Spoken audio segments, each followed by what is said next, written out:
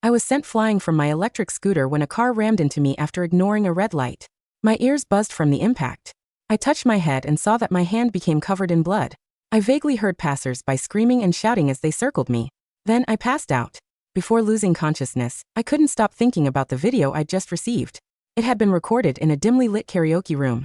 A group of college students were gathered there, including my boyfriend, Evan Quill.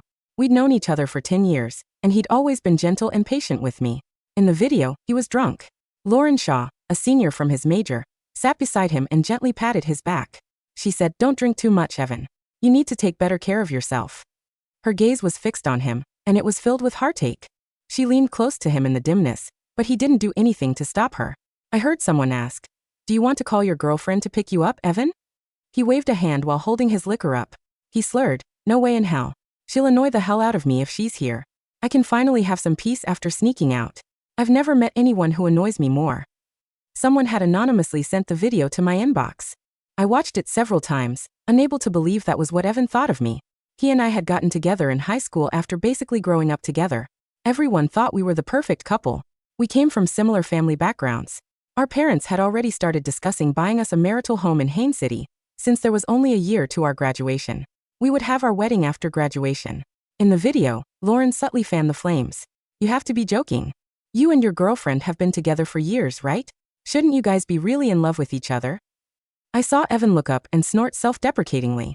Do I have the right to say anything bad about her? My parents would kill me if I were to ask for a breakup, let alone hers. Everyone is envious of our relationship, but it feels like a ball and chain to me. Sometimes, I'm jealous of how you guys can date whoever you want in college while I'm tied down to her. My vision became blurry at this point in the video. I rubbed my eyes to find that my face was already covered in tears. I'd always thought we were a loving couple, but it turned out Evan only thought of me as a burden he couldn't be rid of. At the end of the video, a man's icy voice rang out. There was a hint of irritation in it as he said, "Tell him to shut up." I couldn't care less about that, though. I wanted to show the video to Evan and demand to know the truth. I, Giselle Rode, was not the type to cling to someone who didn't want me. Since Evan thought I was a ball and chain, I would set him free. However, a car ignored a red light and rammed into me when I was crossing a junction. I slowly opened my eyes to be greeted by a spinning room and a splitting headache. I heard a doctor telling someone, "She's lucky that she only has minor injuries despite the car sending her flying. It's good she had a helmet on." A voice that was slightly icy but carried a hint of a tremor asked, "Why was she bleeding so much then?" "She has a head injury, so blood is inevitable. It's not major. We've already tended to the wound, but the patient needs to be observed after she's woken up." Then, another man's voice rang out. "Thanks, doctor. When will she wake up? I have something important to attend to, so I can't hang around here all day." Just then, the man noticed my eyes were open. He cried, "Doctor, she's awake." I stared at him, unable to process anything due to my throbbing head. "Who are you?" The man's expression went from agitation to surprise. Then a hint of something odd flitted in his eyes. "I'm Evan Quill." I thought I saw a trace of concern in his expression, but it was gone in the next second. He smiled awkwardly and backed up, pushing the man beside him toward the bed. I looked at him. His expression was slightly cold, but there was no mistaking the worry in his eyes. Evan said, "This is Nathan Lint, your boyfriend. I'm his dorm mate and your neighbor. I accompanied him here to visit you when I heard about your accident." Silence descended upon the ward. I watched as Nathan turned to look at Evan, seemingly angry about something. Evan merely prodded his arm and gave him a look. Nathan clenched a fist before releasing it again. He ignored Evan and crouched by my bedside, asking softly, "How do you feel? Does your head still hurt?" I nodded, tugging my wound in the process. The pain made me wince and bare my teeth. "Don't move," he said anxiously. "Watch out for your wound." I blinked and asked hoarsely, "Are you my boyfriend?" A trace of hesitation flashed in Nathan's eyes as he parted his lips to answer. Before he could say anything, Evan cried, "Yes, he is. You should stay here with your girlfriend, Nate. I need to go to Lauren to help her with something urgent, so I'll catch you later." After that, he hurriedly left and shut the door, looking like there was a monster in the room. Once he was gone, Nathan turned back to me and nodded after a brief hesitation. "Yes, I'm your boyfriend." "I want some water, boyfriend," I said. Nathan looked naturally aloof. When his face was devoid of emotion, he looked cold and distant. Even his personality was on the icy side. He was surprisingly good at caring for patients, though. He helped me up and fed me some water. Then he peeled an apple and cut it into small cubes, so it was easier for me to eat. He was so considerate that even the nurse couldn't help teasing us when she made her rounds. "Your boyfriend doesn't look like the considerate type, but he's surprisingly adept at caring for you." Nathan didn't react to her compliment. Instead, he watched as I ate the apple cubes he'd just cut. The doctor mentioned that my memory loss was due to a blood clot in my brain from the accident. It wasn't too serious and would take a month at most for me to regain my memory. So far, all I knew was that Nathan and I studied at the same college and were in the same major. I couldn't help thinking there was something fishy about him being my boyfriend, though.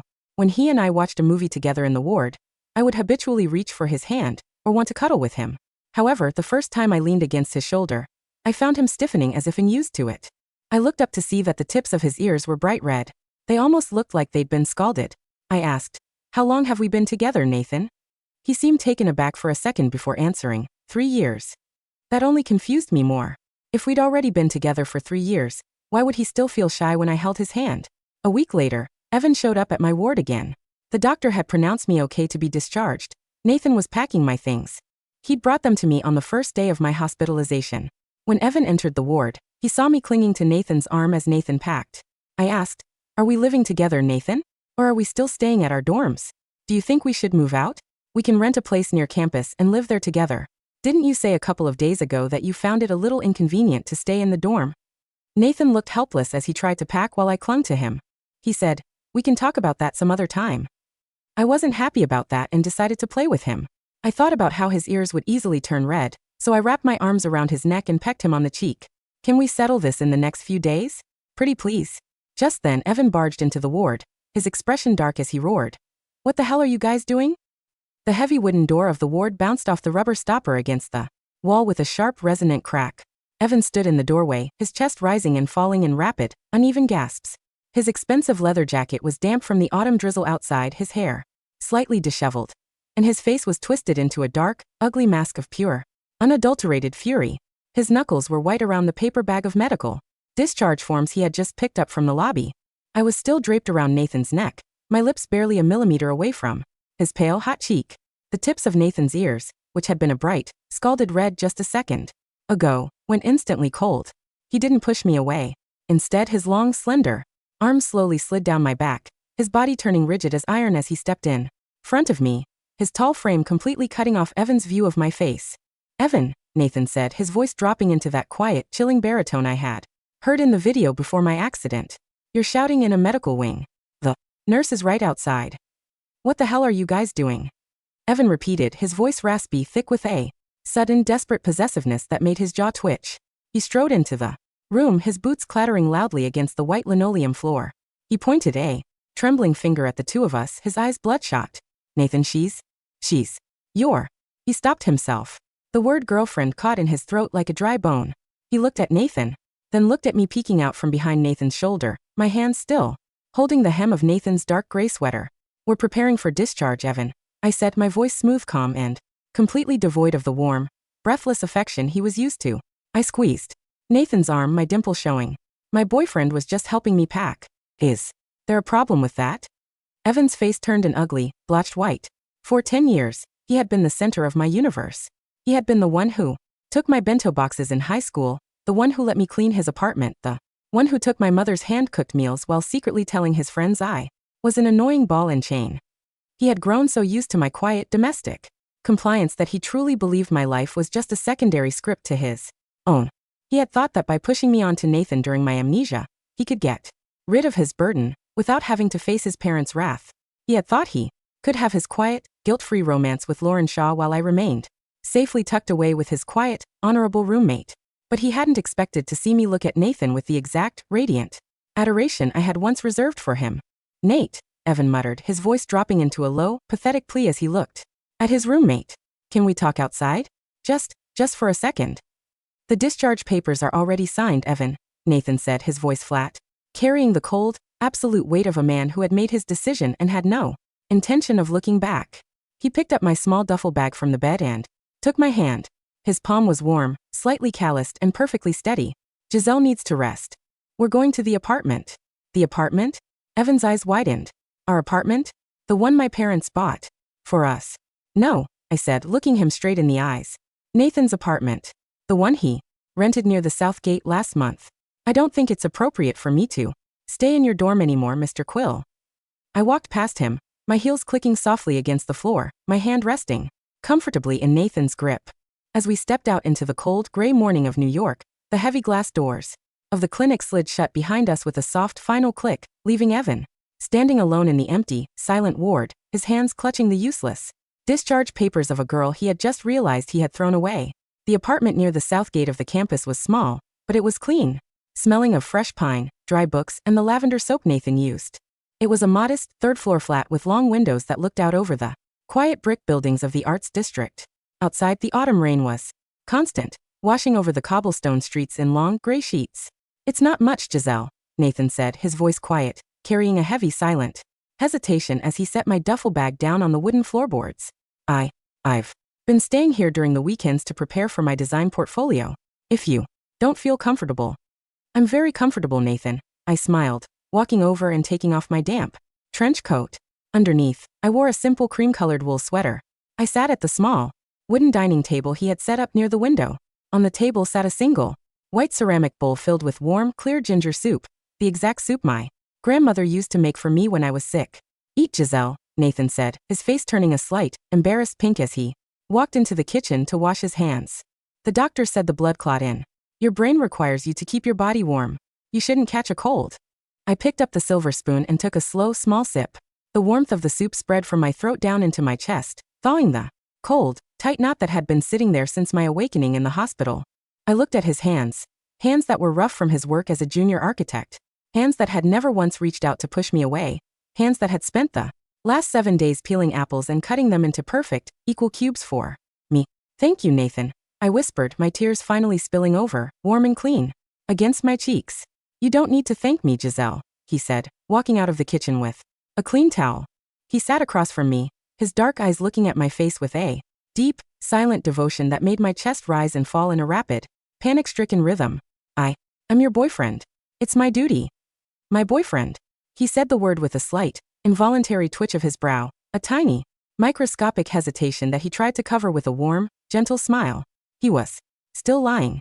He was still playing the role Evan had forced him into, believing that my complete ignorance made the lie a safe, non-threatening comfort for my recovery. But he didn't know that my memory wasn't entirely blank.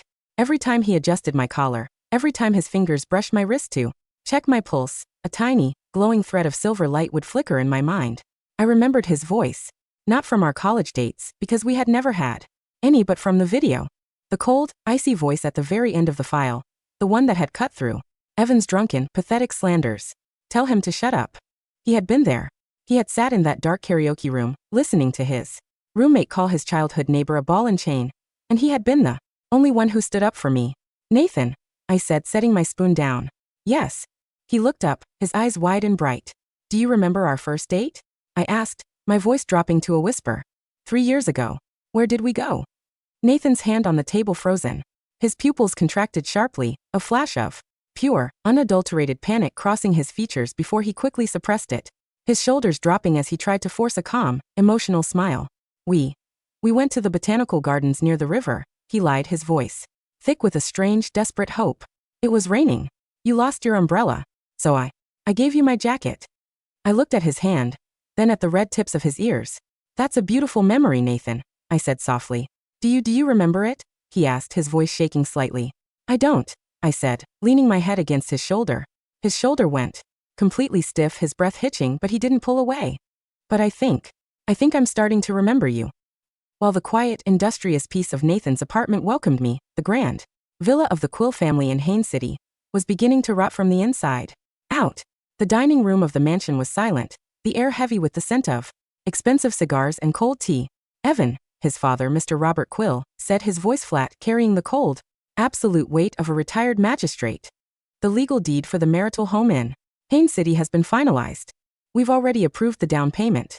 But your mother said she hasn't been able to reach Giselle for a week. Her phone is off." Evan sat at the long mahogany table, his custom suit looking slightly too large for his thin shoulders, his face pale and sunken from a week of sleeplessness. He had spent the entire night calling my old number, only to receive the same automated response. "The number you have dialed is no longer in service. Giselle is. She's currently preparing for her midterms, Dad," Evan said, forcing a warm, professional smile. "She's been staying at her dorm to avoid distraction. You know how serious she is about her grades." "Is she?" Mrs. Quill frowned, her face tight with a quiet maternal suspicion. "But I called her roommate, Maya, yesterday. Maya said Giselle hasn't been to her dorm since the accident. She said Giselle was discharged from the hospital with a man named Nathan. Evan's hand, which had been reaching for his water glass, frozen in midair.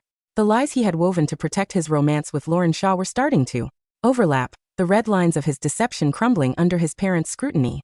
He's just a classmate, Mom, Evan said quickly, his voice rising in a frantic, desperate panic. He was helping her move her books. There's nothing more to it. There is something to it, Evan, Mr. Quill said, his eyes narrowing. The Sterling Group, our primary venture capital partner, called my office this morning. They said they received an anonymous tip containing a video log from the Scarlet Lounge. A video showing you publicly slandering our primary partner's daughter. Our partner's daughter? Evan's jaw dropped. Giselle's father is the senior director of the Sterling Group, Evan, Mr. Quill said, his voice dropping into a chilling, administrative quiet that made the air in the room feel freezing. Did you really think we would let you marry an ordinary girl? We agreed to the marriage because her father holds 60% of our corporate funding. And you called her a ball and chain in front of your classmates? Evan fell back against his chair, his phone slipping from his fingers, his face completely devoid of any color.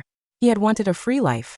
He had wanted to show everyone that he didn't need his parents' arrangements, that he could date whoever he wanted. And now he realized that the very girl he had treated like an annoying servant was the key to his family's survival. The weekend came, and with it, the first heavy snow of the year. I stood by the window of Nathan's apartment, looking at the white flakes drifting softly against the glass before melting into water. My head no longer ached. The blood clot in my brain had dissolved, and with its disappearance, the last gray cloud over my memory had vanished. I remembered everything. I remembered the high school days, when Evan would ignore my texts for hours, while I sat on his porch in the rain, holding a cold lunchbox. I remembered the way he would shrug off my questions about Lauren, telling me I was paranoid and unreasonable. And I remembered the video, the cold, dry disgust in his eyes when he told his friends he was jealous of their freedom.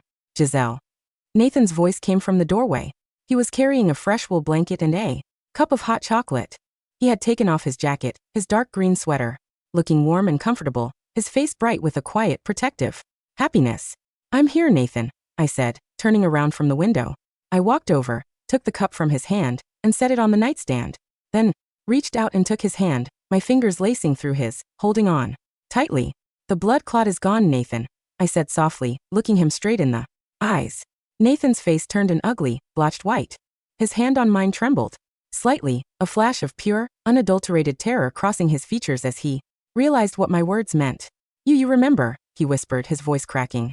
You remember everything. I do, I said. He took a step back, his eyes filling with tears of pure, bitter regret. He slowly reached down, his fingers touching the silver ring on his desk, the one he had bought to replace my old, cheap jewelry. I'm sorry, Lisa, sorry, Ms. Vance, he said, his voice dead. I shouldn't have lied to you. I knew you didn't love me. I knew you were Evan's. But when you woke up and called me your boyfriend, I was too selfish. I wanted to believe it. He turned to go back to his room, his shoulders tensing as he prepared to pack his things.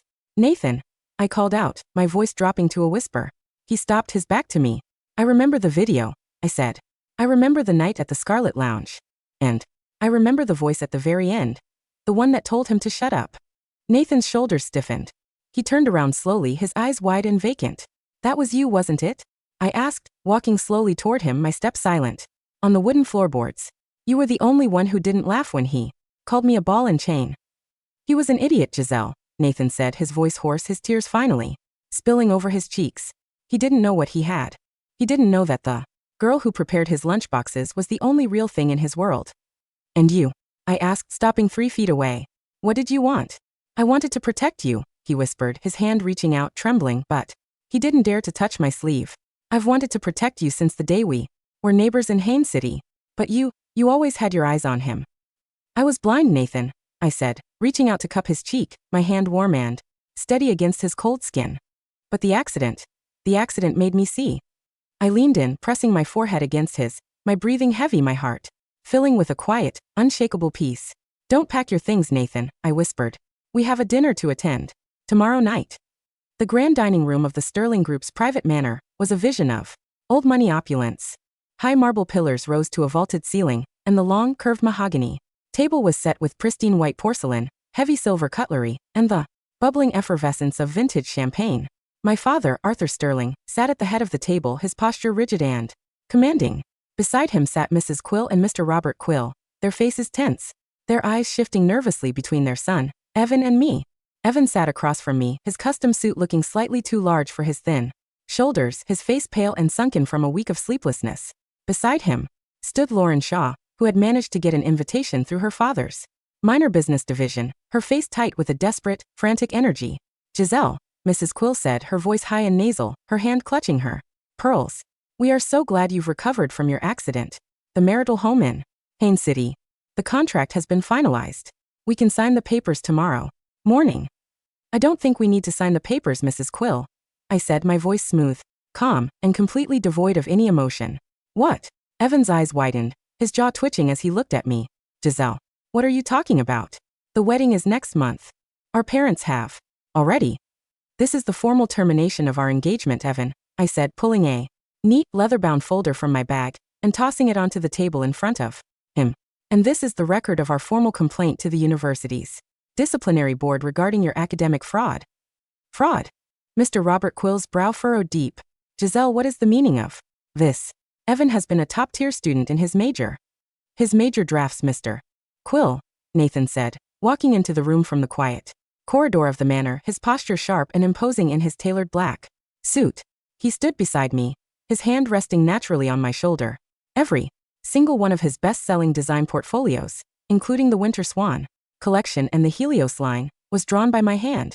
He stole them from our shared dorm server while I was working at my part-time job. You, Evan roared, his face turning an ugly, blotched white as he lunged over the table toward Nathan. You're lying. You stole my girlfriend and now you're trying to steal my career. Dad, don't believe him. He's just a poor roommate who's jealous of us. This is the digital forensic report, Evan, I said, my voice dropping into a chilling, administrative quiet. The timestamps and the IP addresses of the file transfers are all registered under your private router. And the video. I opened my phone, displaying the footage from the Scarlet Lounge. The video where you called me a ball and chain and said you only stayed with me because your parents would kill you. The entire university board of trustees received a copy of it this morning. The dining room fell into an absolute, dead silence. The only sound was the sharp, rapid clicking of the media cameras outside the window as my father's security team opened the gates for the reporters.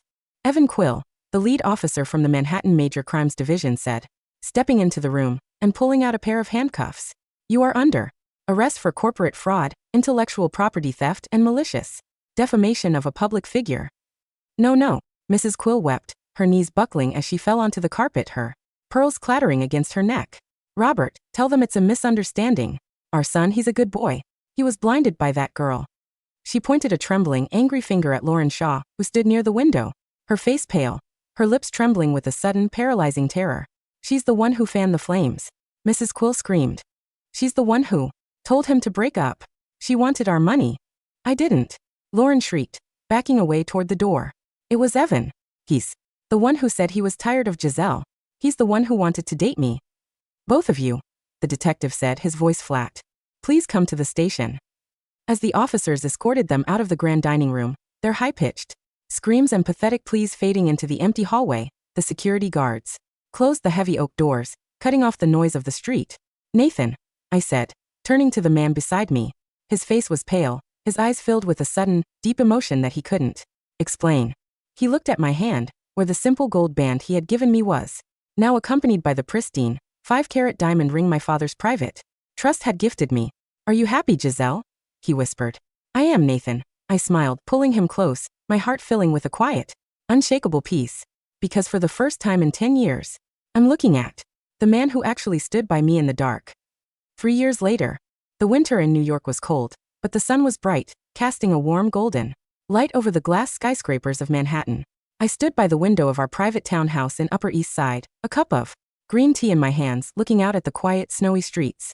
Beside me stood Nathan, his hand resting comfortably on my shoulder, his gold-rimmed glasses catching the soft morning light. The new project has been approved, Giselle, he said, his voice dropping into that deep, sincere baritone. Our family is finally safe.